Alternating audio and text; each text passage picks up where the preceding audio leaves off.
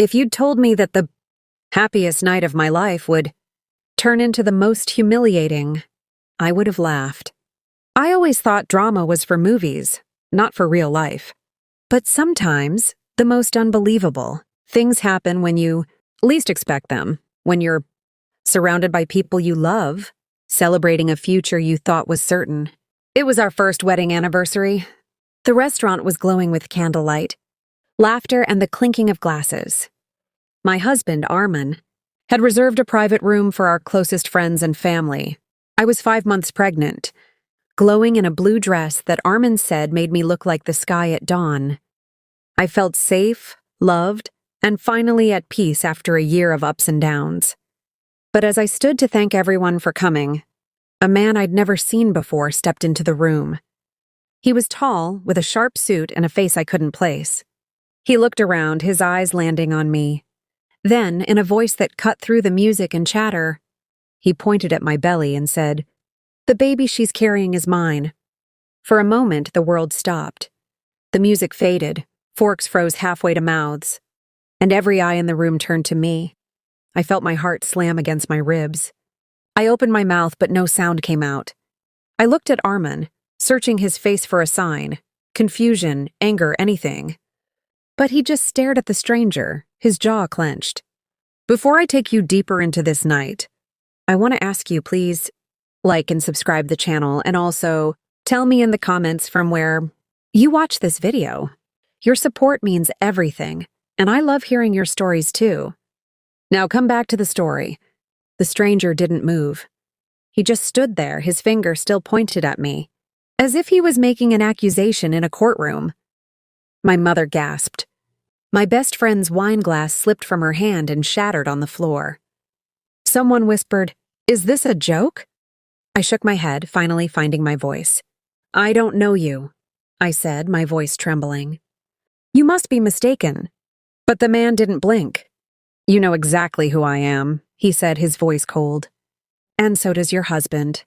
A ripple of shock went through the room. I looked at Armin, but he didn't look at me. He was staring at the man, his eyes narrowed, his fists clenched at his sides. For a moment, I wondered if there was something I didn't know. Some secret he'd kept from me. Some past I'd never heard about. My father stood up, his face red with anger. "Who are you? What are you doing here?" The man smiled, but it wasn't friendly. "Ask your daughter. She knows." I felt the room closing in on me. My hands shook as I gripped the back of my chair. I tried to remember if I'd ever seen this man before, at work, at the grocery store, anywhere, but his face was a blank. I looked at my mother, but she just stared at me, her eyes wide with fear. Someone in the back whispered, "Maybe it's true." Another voice said, "She's always been secretive." The words stung, sharp as knives. I wanted to scream, to tell them all that this was insane, that I would never betray Armin. But the words caught in my throat. Armin finally spoke, his voice low and steady. "You need to leave now." The man shook his head. "Not until everyone knows the truth." My best friend Layla stood up, her voice shaking. "This is ridiculous. She's never even met you." The man turned to her, his eyes cold. "You don't know everything." The tension in the room was suffocating.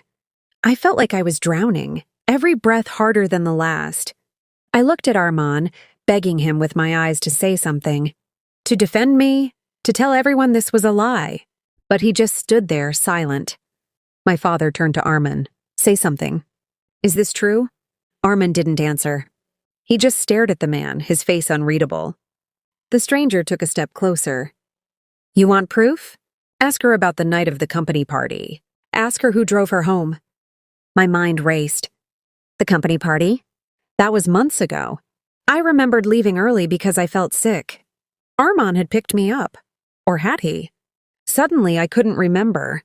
Doubt crept in, cold and sharp. My mother's voice was barely a whisper. "Did something happen that night?" I shook my head, tears stinging my eyes. "No, nothing happened. I went home with Armin." The man laughed, a harsh sound. "That's not what you told me." The room erupted.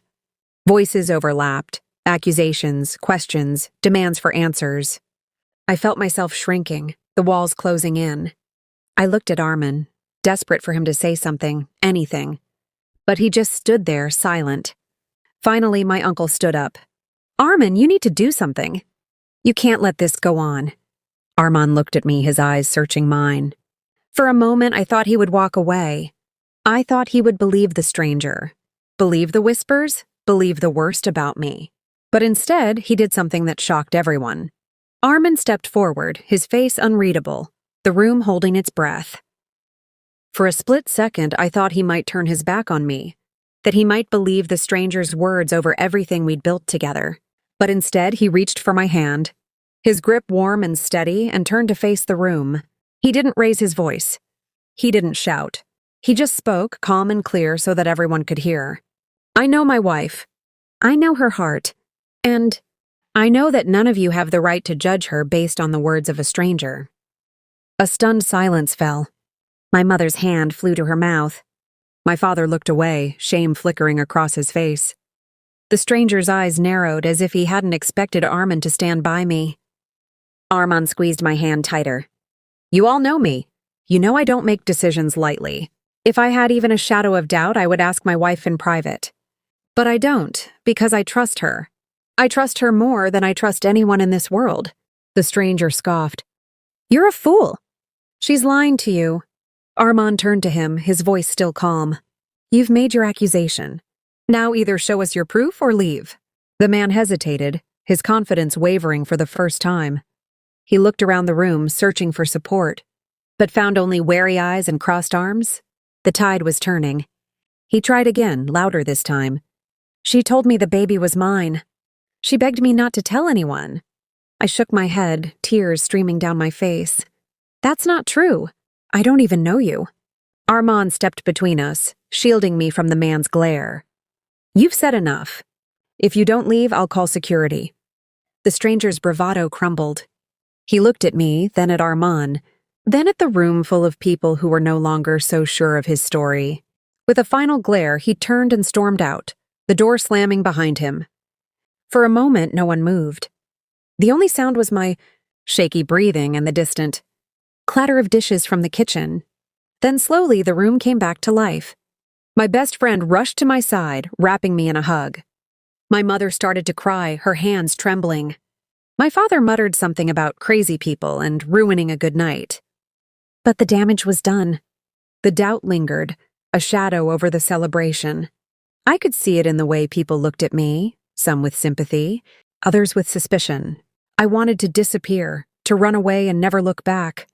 Armand led me to a quiet corner, away from the whispers and stares. He knelt in front of me, taking both my hands in his. "Are you okay?" he asked softly. I shook my head, unable to speak. The humiliation, the fear, the betrayal, it was all too much. He brushed a tear from my cheek. "Listen to me. I don't care what anyone says. I know you. I know this baby is ours, and I'm not going to let anyone take that away from us." His words were a lifeline, pulling me back from the edge. I nodded, clinging to him as if he were the only solid thing in a world gone mad. We sat there for a long time, just holding each other. Gradually, the party resumed. People tried to pretend nothing had happened, but the mood had shifted. The laughter was forced, the smiles brittle. I could feel the questions hanging in the air, unspoken but heavy. Later, as the night wound down, my mother approached me. Her eyes were red, her voice shaky. "I'm so sorry, Beta. I should have believed you. I didn't know what to think."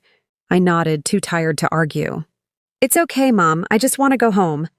She hugged me, holding on a little too tightly, as if she could squeeze the pain away. My father hovered nearby, awkward and silent. As we left the restaurant, Armand kept his arm around me, steady and reassuring. The city lights blurred past the car window, and I tried to make sense of what had happened. Who was that man? Why had he targeted me? And why had everyone been so quick to believe him? At home, Armand made me tea and sat with me on the couch. "Do you want to talk about it?" he asked gently. I shook my head. "I just want to forget." He nodded, pulling me close. "We'll get through this. Together." But sleep didn't come easily that night. I lay awake, replaying the scene over and over. The stranger's face, the shock in my friend's eyes, the way Armin had stood up for me when no one else did. I wondered if things would ever go back to normal, if people would ever look at me the same way again. The next morning, my phone buzzed with messages, some supportive, some curious, some downright cruel. Rumors spread fast, and it seemed like everyone had an opinion. I tried to ignore them, focusing on Armin and the tiny life growing inside me. But the questions wouldn't leave me alone. Who was that man? How did he know about the company party? Was there something I'd missed, some detail I'd forgotten? Armand suggested we go to the police, but I hesitated. What would I even say? A stranger crashed my anniversary and claimed my baby? It sounded insane. Instead, I decided to do my own digging. I called the restaurant, asking if they had security footage. The manager promised to check and call me back. I scrolled through my old messages, looking for anything suspicious. Nothing. Days passed. The whispers faded, but the doubt lingered. I felt it everywhere, in the way neighbors looked at me, in the awkward pauses when friends called. Even my own parents seemed unsure, their support tinged with uncertainty. Then, one afternoon, the restaurant manager called. "We found the footage," he said. "You should come see this." My heart pounded as Armin and I drove to the restaurant. The manager led us to his office and played the video. I watched as the stranger entered the room, his eyes scanning the crowd before landing on me. But then, something caught my eye. A brief exchange at the door. A handshake with one of the waiters. I leaned closer, my breath catching. "Pause it there," I said. The manager froze the frame. The waiter's face was familiar. Too familiar. I stared at the screen, my mind racing. The waiter, his name was Imran, had worked at the restaurant for years. He'd served at our engagement party, our wedding rehearsal dinner, and now our anniversary. I remembered him as quiet, polite, always in the background. But why would he be shaking hands with the stranger who'd tried to ruin my life? The manager looked at me, concern in his eyes. "Do you know him?" I nodded slowly. "He's worked every family event we've had here, but I don't know why he'd be involved in something like this." Armand squeezed my shoulder. Maybe he was paid. Maybe this was all a setup. The manager rewound the footage, showing the handshake again. This time I noticed something else. A small envelope passed. From the stranger to Imran. My heart pounded. "Can you give us his contact information?" I asked. The manager hesitated, then nodded. "I'll call him in. He's working tonight." We waited in the office, nerves stretched tight. When Imran finally walked in, he looked surprised to see us. "Is everything okay?" he asked, glancing nervously at the manager. I took a deep breath. "Imran, do you know the man who came to our anniversary party? The one who made those accusations?" He looked down, shifting from foot to foot. I'm sorry, ma'am." He paid me to let him in. He said he just wanted to talk to you, that it was urgent. I didn't know he was going to say those things. Armand's voice was gentle but firm. "Why would you agree to something like that?" Imran's eyes filled with regret. "My mother is sick. The hospital bills." I needed the money. He offered me more than I make in a month. I thought it was just a misunderstanding, that maybe he was a distant relative or something. "I never meant to hurt you." I felt a wave of anger, then pity. This wasn't just about me. Someone had used Imran's desperation to try to destroy my family. But who? And why? "Do you know his name?" Armin asked. Imran nodded. "He said his name was Farid. He showed me a photo of you. Said you used to work together." "That's all I know, I swear." I racked my brain. Farid. The name was familiar, but distant, like a shadow at the edge of memory. Then it hit me, the company party. Farid had been an intern, quiet and awkward, always hanging around the edges. I'd barely spoken to him, but I remembered him getting fired for inappropriate behavior a few weeks. After the party, I explained this to Armin and the manager. He must have held a grudge. Maybe he thought he could get revenge by ruining my reputation. Armin nodded, his jaw tight. "We should go to the police." We did. The police took our statements, watched the footage, and promised to investigate. They assured us that Farid's actions were criminal, defamation, harassment, trespassing. Imran agreed to testify, apologizing again and again for his part. The days that followed were a blur of anxiety and relief. The police found Fareed within a week. He confessed to everything. He'd been angry about losing his job, jealous of my life, and desperate to hurt me in any way he could. He admitted he'd made up the story about the baby, hoping to destroy my marriage and reputation. When the news broke, the whispers stopped. Friends and family called to apologize, to offer support, to say they should have believed me. My parents came over, tears in their eyes, begging for forgiveness. My mother hugged me so tightly I could barely breathe. "I'm so sorry, Beta. I should have trusted you." I forgave them, but I didn't forget. I learned that trust is fragile, that even the people closest to you can falter when fear takes hold. But I also learned something else, about love, about resilience, about the power of standing together when the world tries to tear you apart. Armand never wavered, not once. When everyone else doubted, he stood by me. When the world turned its back, he held my hand. And in the end, that's what shocked everyone. Not the stranger's accusation, not the chaos he caused, but the quiet, unwavering strength of a man who chose love over suspicion. Months later, as I held our newborn daughter in my arms, I thought back to that night. The pain, the fear, the humiliation, it all seemed so far away. What remained was the lesson that no lie, no rumor, no stranger's voice could break the bond we'd built. And as Armin kissed our daughter's forehead, whispering promises of protection and love, I knew that whatever storms might come, we would weather them together. Because sometimes, the greatest shock isn't the betrayal of a stranger, it's the strength you find in the person who refuses to let go, no matter what the world says.